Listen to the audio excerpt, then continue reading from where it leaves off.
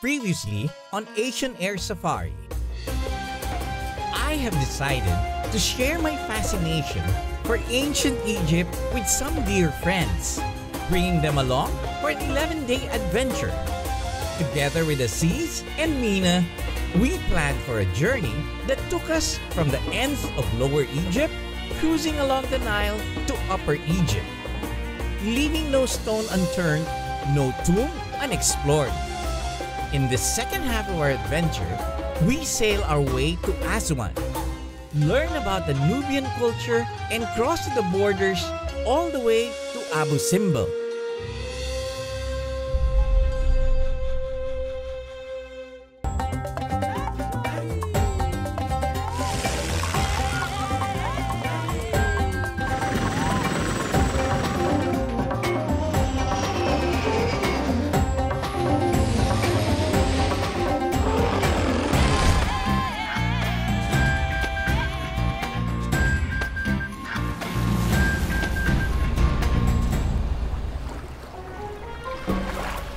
We left off with the Asian Air Safari Dahabiya approaching the Nile locks, marking our entry to Egypt's Aswan region.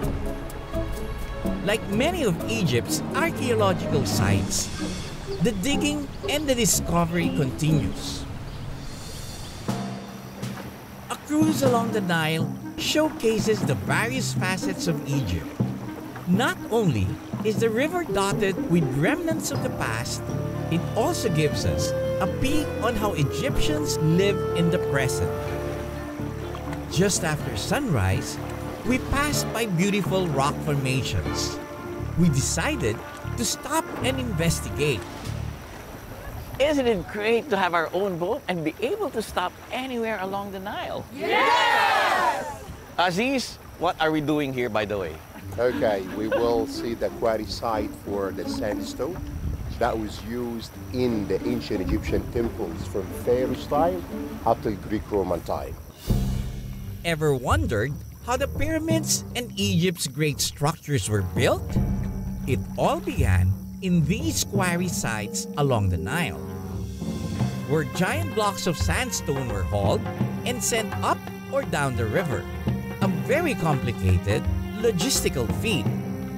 This quarry site is called Silsila, which means chain of mountains.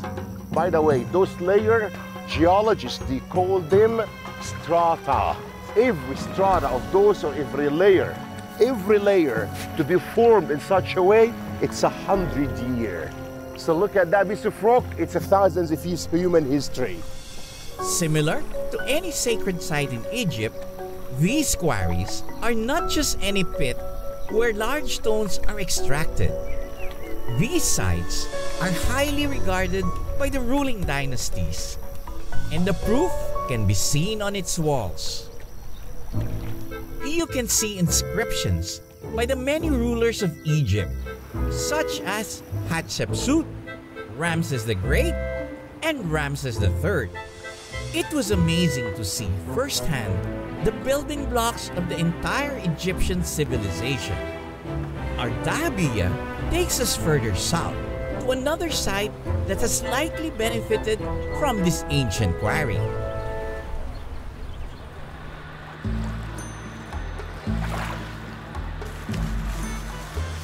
We dock along the banks of the city of Edfu. From here, we travel by 1 horsepower to our next stop. We're trying to get everybody on a carriage ride. It's hard to organize.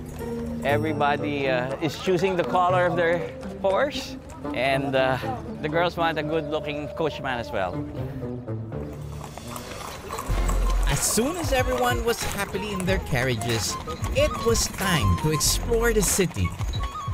Edfu is a friendly provincial town, which used to be a flourishing Greco-Roman settlement. But what makes Edfu special is a grand temple complex found in its center. This temple is dedicated to the falcon god Horus. It was built during the time of Cleopatra VII, and it is one of the most completely preserved temples along the Nile. In all of Egypt, the Temple of Horus has remained the most intact, having escaped the flooding of the Nile. For the first time, you will see big space outside the temple itself.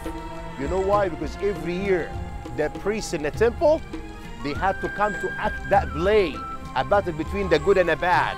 We had a battle here. They put masks in their heads made out of papyrus, and they will act this beautiful play in this area.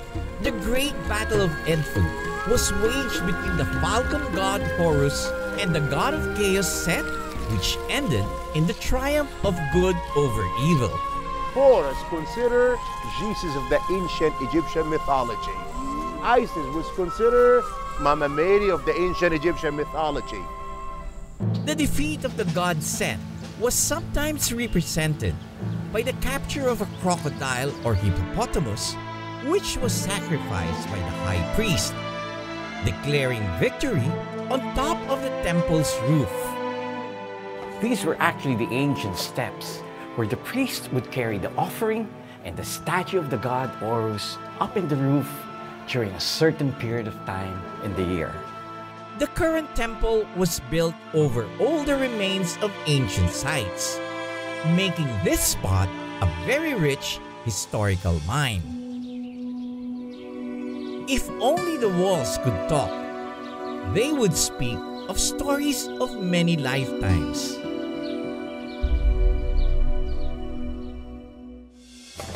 Up next, our journey on the Nile continues to stretch southwards as we finally reach the Aswan region, where Egypt's ancient roots continue to spread across generations.